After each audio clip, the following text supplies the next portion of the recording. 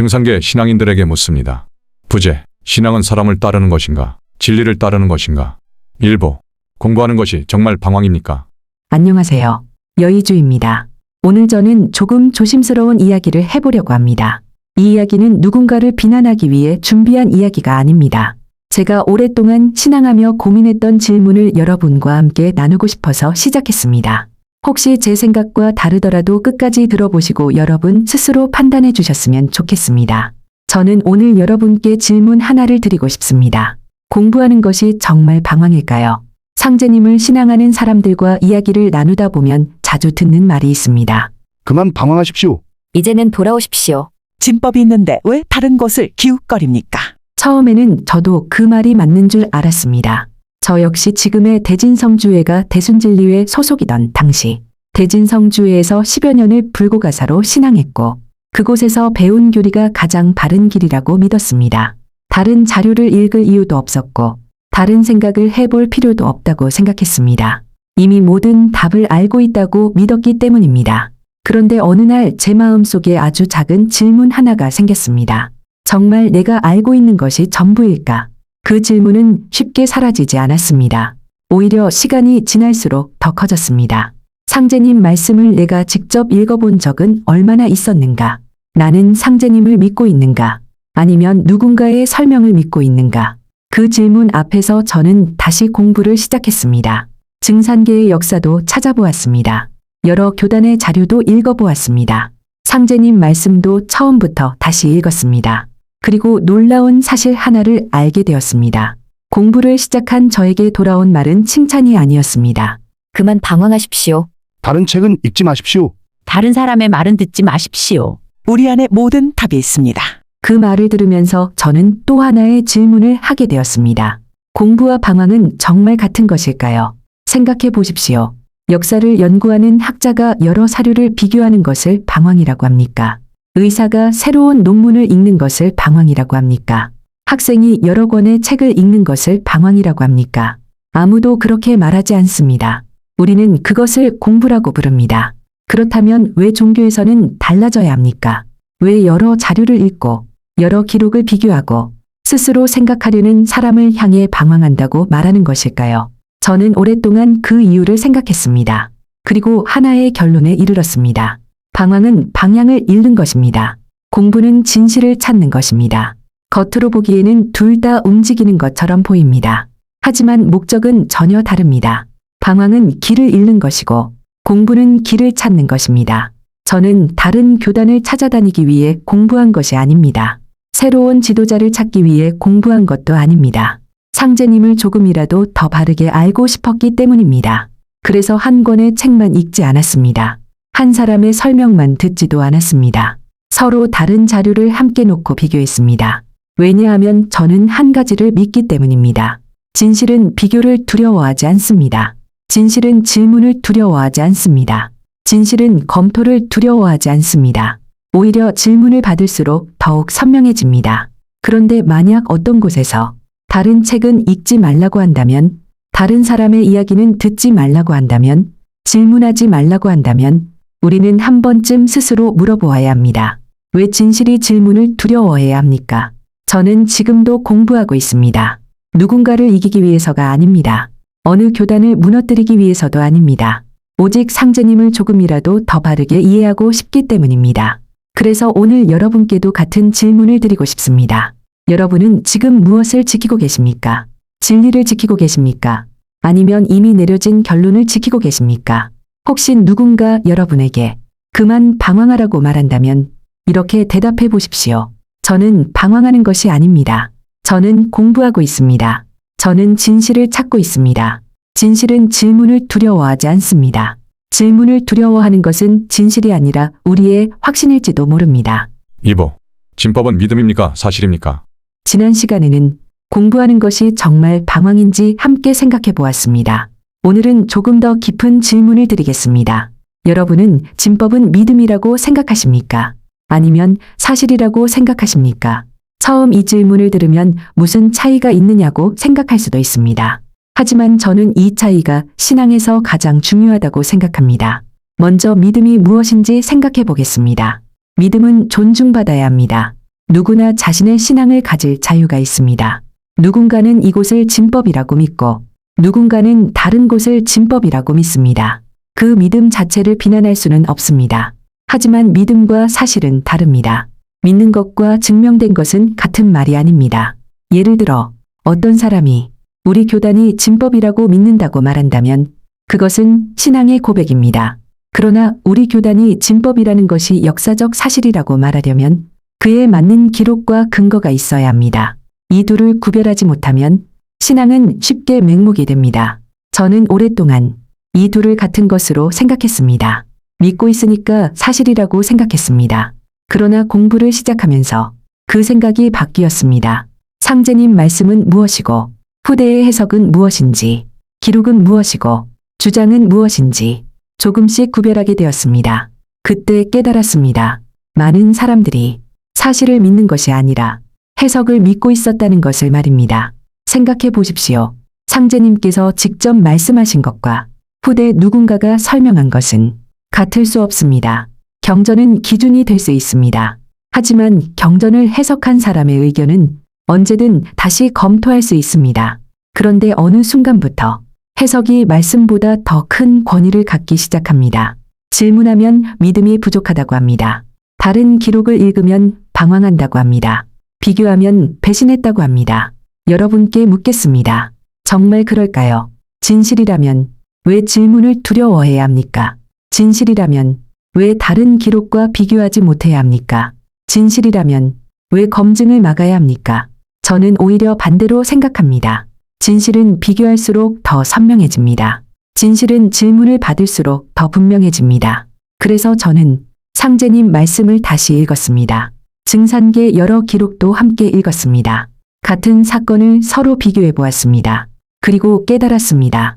같은 사실을 놓고도 해석은 얼마든지 달라질 수 있다는 것을 말입니다. 바로 여기서 신앙인의 자세가 결정됩니다. 나는 사실을 찾고 있는가? 아니면 내가 믿고 싶은 결론만 찾고 있는가? 이 질문은 매우 중요합니다. 왜냐하면 결론을 먼저 정해놓으면 모든 자료는 그 결론을 위한 도구가 되기 때문입니다. 그러면 공부는 끝나고 확증만 남게 됩니다. 하지만 진실을 찾는 사람은 다릅니다. 먼저 결론을 정하지 않습니다. 기록을 먼저 봅니다. 근거를 먼저 살펴봅니다. 그리고 사실과 해석을 구별합니다. 저는 이것이 상제님을 믿는 사람의 올바른 자세라고 생각합니다. 오늘날 증산계에는 수많은 교단이 있습니다. 모두가 자신들이 진법이라고 말합니다. 모두가 자신들이 종통이라고 말합니다. 모두가 자신들이 정통이라고 말합니다. 그렇다면 우리는 무엇을 해야 합니까? 싸워야 합니까? 아닙니다. 맹목적으로 믿어야 합니까? 그것도 아닙니다. 우리가 해야 할 일은 차분히 기록을 살펴보는 것입니다. 상제님 말씀을 먼저 읽는 것입니다. 사실과 해석을 구별하는 것입니다. 그리고 끝까지 배우는 것입니다. 신앙은 질문을 멈추는 순간 자라지 않습니다. 질문할 때 더 깊어집니다. 공부할 때 더 단단해집니다.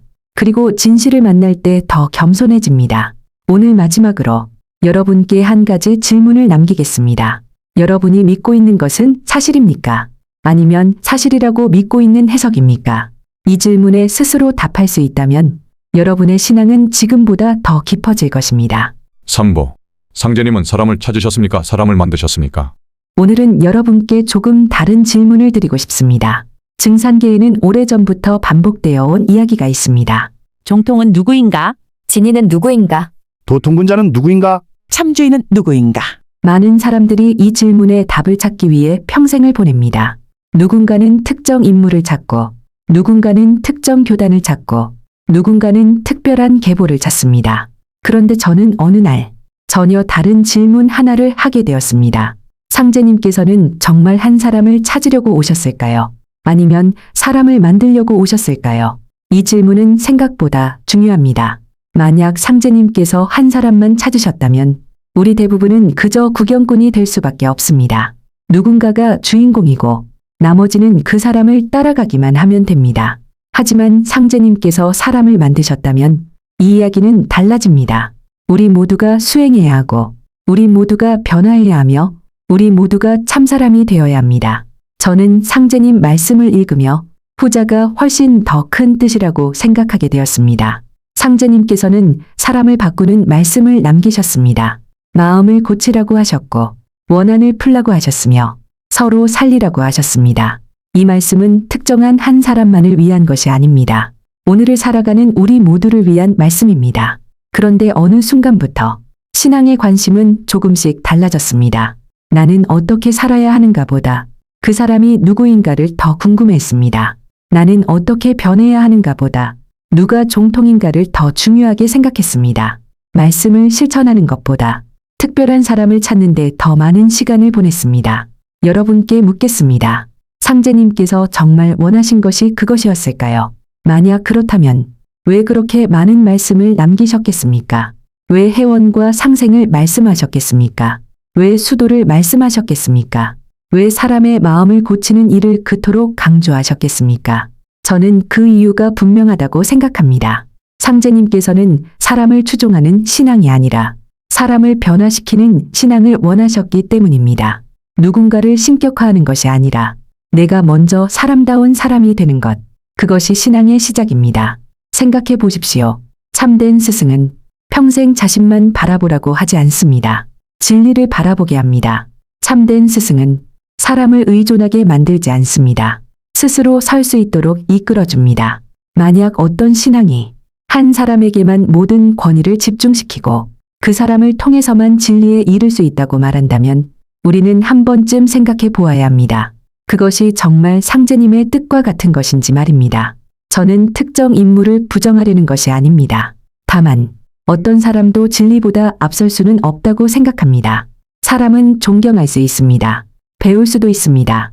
하지만 진리와 동일시해서는 안 됩니다. 진리는 사람보다 큽니다. 그래서 우리는 누군가를 찾는데 인생을 쓰기보다 내 안에 욕심을 내려놓는데 더 많은 시간을 써야 합니다. 누군가의 정체를 밝히려 애쓰기보다 내가 얼마나 상생의 삶을 살고 있는지를 먼저 돌아보아야 합니다.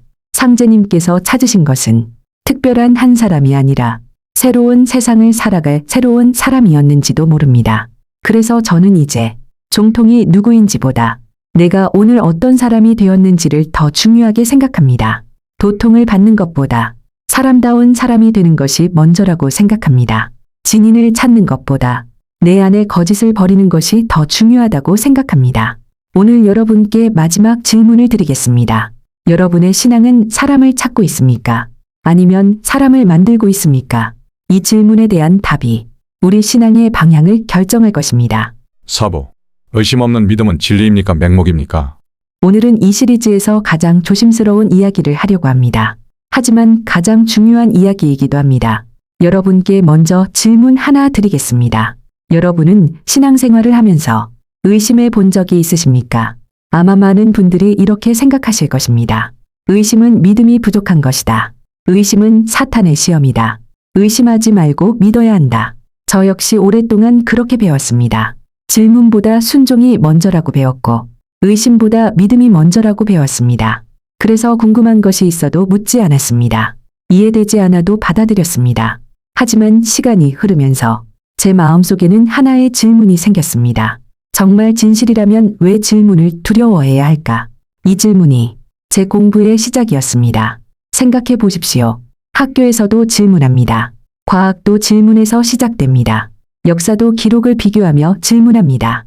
의학도 기존의 이론을 끊임없이 검증합니다. 세상의 모든 학문은 질문을 통해 발전합니다. 그런데 왜 신학만은 질문에서는 안 된다고 말하는 것일까요? 저는 오히려 반대로 생각합니다. 진실일수록 질문을 두려워하지 않습니다. 진실은 검증을 견뎌냅니다. 비교를 견뎌냅니다. 시간을 견뎌냅니다. 오히려 질문을 받을수록 더욱 선명해집니다. 그런데 질문을 막는 순간 공부는 멈춥니다. 생각은 멈춥니다. 그리고 믿음은 어느새 습관이 됩니다. 저는 이것을 가장 경계합니다. 생각하지 않는 신앙은 편할 수 있습니다. 하지만 편안함이 반드시 진실은 아닙니다. 상제님께서는 사람을 생각하지 못하게 하신 분이 아니었습니다. 오히려 스스로 깨닫기를 바라셨습니다. 깨달음은 남이 대신 줄 수 없습니다. 스스로 묻고, 스스로 고민하고, 스스로 깨달을 때 비로소 내 것이 됩니다. 저는 공부를 시작하면서 증산계의 여러 자료를 읽었습니다. 같은 사건도 비교해 보았습니다. 같은 말씀도 다시 읽어보았습니다. 처음에는 혼란스러웠습니다. 하지만 시간이 지나자 혼란이 아니라 분별이 생기기 시작했습니다. 사실과 해석이 보이기 시작했고 기록과 주장이 구별되기 시작했습니다. 그때 저는 깨달았습니다. 질문은 신앙을 무너뜨리는 것이 아니라 신앙을 더욱 단단하게 만든다는 것을 말입니다. 여러분께 다시 묻겠습니다. 만약 어떤 주장이 진실이라면 왜 다른 기록을 읽지 못하게 합니까? 왜 비교하지 못하게 합니까? 왜 질문하지 못하게 합니까? 왜 검증을 두려워합니까? 진실이라면 오히려 더 많은 자료를 살펴보라고 해야 하지 않겠습니까? 더 많이 질문하라고 해야 하지 않겠습니까? 더 깊이 공부하라고 해야 하지 않겠습니까? 저는 의심과 질문은 다르다고 생각합니다. 아무 근거 없이 부정하는 것은 의심입니다. 하지만 진실을 찾기 위해 묻는 것은 질문입니다. 질문은 신앙의 적이 아닙니다. 질문의 반대는 믿음이 아닙니다. 질문의 반대는 생각을 멈추는 것입니다. 저는 상제님을 믿기 때문에 질문했습니다. 상제님을 믿지 않아서 질문한 것이 아닙니다. 더 바르게 알고 싶었기 때문에 질문했습니다. 더 깊이 이해하고 싶었기 때문에 공부했습니다. 만약 제가 질문하지 않았다면 지금도 누군가의 해석을 그대로 믿으며 살았을 것입니다. 하지만 질문을 시작하면서 저는 비로소 상제님 말씀을 직접 읽게 되었고 직접 비교하게 되었으며 직접 생각하게 되었습니다. 그것이 저에게는 신앙의 성장이었습니다. 여러분, 맹목은 믿음이 아닙니다. 맹목은 생각을 멈추는 것입니다. 참된 믿음은 질문을 지나 더욱 깊어집니다. 참된 믿음은 비교를 두려워하지 않습니다. 참된 믿음은 진실 앞에서 언제나 겸손합니다. 오늘 저는 여러분께 마지막으로 한 가지 질문만 남기겠습니다. 여러분의 신앙은 질문할 수 있는 신앙입니까? 아니면 질문하는 순간 흔들리는 신앙입니까? 이 질문은 다른 사람을 향한 질문이 아닙니다. 먼저 제 자신에게 던졌던 질문입니다. 그리고 저는 앞으로도 이 질문을 멈추지 않을 것입니다. 왜냐하면 거짓은 질문을 두려워하지만 진실은 질문을 환영하기 때문입니다. 어버, 당신은 상제님을 믿습니까? 아니면 교단을 믿습니까? 오늘은 이 시리즈의 마지막 이야기입니다. 지금까지 저는 여러분께 여러 가지 질문을 드렸습니다. 공부하는 것이 정말 방황인지, 믿음과 사실은 어떻게 다른지, 상제님께서는 사람을 찾으셨는지 사람을 만드셨는지, 그리고 질문 없는 믿음이 정말 바른 신앙인지 함께 생각해 보았습니다. 오늘은 마지막으로 가장 중요한 질문 하나를 드리겠습니다. 여러분은 지금 상제님을 믿고 계십니까? 아니면 교단을 믿고 계십니까? 처음 이 질문을 들으면 조금 당황스러울 수도 있습니다. 당연히 상제님을 믿고 있다고 생각하기 때문입니다. 저도 그랬습니다. 하지만 어느 날 제 자신에게 이 질문을 던져보았습니다. 나는 정말 상제님을 믿고 있는가? 아니면 상제님을 믿는다는 이름으로 교단의 해석을 믿고 있는가? 그 질문 앞에서 저는 쉽게 대답할 수 없었습니다. 생각해 보십시오. 교단은 왜 존재합니까? 상제님을 전하기 위해 존재합니다. 진리를 전하기 위해 존재합니다. 사람을 바르게 세우기 위해 존재합니다. 교단은 목적이 아니라 진리를 전하는 수단입니다. 그런데 시간이 흐르면서 우리는 종종 수단을 목적처럼 여기게 됩니다. 말씀보다 해석이 앞서고 진리보다 조직이 앞서며 상제님보다 교단이 먼저가 되는 순간이 생깁니다. 저는 이것이 가장 두렵습니다. 한 가지 질문을 더 드리겠습니다. 만약 내일 세상 모든 교단이 사라진다면 상제님도 사라질까요? 아닙니다. 상제님의 말씀은 그대로 남아 있습니다. 그러나 상제님 말씀이 사라진다면 교단은 존재할 이유를 잃게 됩니다. 무엇이 먼저입니까? 교단입니까? 말씀입니까? 조직입니까? 진리입니까? 저는 답이 분명하다고 생각합니다. 진리가 먼저입니다. 말씀이 먼저입니다. 교단은 그 진리를 전하기 위해 존재하는 것입니다. 그래서 교단은 소중합니다. 하지만 교단이 진리 자체는 아닙니다. 우리는 종종 교단을 지키는 데는 열심입니다. 하지만 말씀을 직접 읽는 데는 소홀합니다. 교리를 외우는 데는 익숙하지만 왜 그런 해석이 나왔는지는 묻지 않습니다. 다른 기록을 읽지 않고 다른 의견을 듣지 않고 이미 배운 결론만 되풀이합니다. 저는 그것이 신앙의 모습이어서는 안 된다고 생각합니다. 상제님께서는 생각을 멈춘 사람을 원하신 것이 아니라 스스로 깨닫는 사람을 원하셨다고 믿습니다. 깨달음은 누가 대신 줄 수 없습니다. 질문하고 공부하고 실천하면서 스스로 얻는 것입니다. 저는 어느 교단을 부정하려는 것이 아닙니다. 저 역시 오랫동안 한 교단에서 신앙했습니다. 그 시간은 제 삶에서 결코 헛된 시간이 아니었습니다. 그 시간을 통해 상제님을 알게 되었고 신앙의 소중함도 배웠습니다. 그래서 저는 더욱 감사한 마음으로 더 깊이 공부하기 시작했습니다. 그리고 하나의 결론에 이르렀습니다. 교단은 사람을 모을 수 있습니다. 하지만 사람을 변화시키는 것은 결국 진리입니다. 간판이 사람을 바꾸는 것이 아니라 말씀이 사람을 바꿉니다. 조직이 사람을 완성하는 것이 아니라 실천이 사람을 완성합니다. 그래서 저는 이제 누가 정통인가를 묻기 전에 내가 얼마나 상생하며 살고 있는지를 먼저 묻습니다. 누가 진인인가를 찾기 전에 내가 얼마나 사람다운 사람이 되어 가고 있는지를 먼저 돌아봅니다. 누가 옳은가를 따지기 전에 내가 얼마나 진실 앞에 겸손한지를 먼저 살펴봅니다. 그것이 제가 공부를 통해 얻은 가장 큰 깨달음입니다. 오늘 이 시리즈를 마치며 여러분께 마지막 질문을 남기겠습니다. 여러분의 신앙은 상제님을 향하고 있습니까? 아니면 교단을 향하고 있습니까? 여러분의 기준은 말씀입니까? 해석입니까? 진리입니까? 조직입니까? 이 질문에 스스로 답할 수 있다면 여러분의 신앙은 지금보다 더 깊어질 것입니다. 그리고 저 역시 앞으로도 이 질문을 잊지 않겠습니다. 교단보다 말씀을 먼저 보겠습니다. 사람보다 진리를 먼저 보겠습니다. 결론보다 근거를 먼저 살펴보겠습니다. 그리고 끝까지 배우겠습니다. 끝까지 질문하겠습니다. 끝까지 실천하겠습니다. 왜냐하면 거짓은 질문을 두려워하지만 진실은 질문을 환영하기 때문입니다. 마지막으로 이 시리즈를 단 한 문장으로 마무리하고 싶습니다. 교단은 사람을 모을 수는 있습니다. 그러나 진리는 사람을 변화시킵니다. 감사합니다.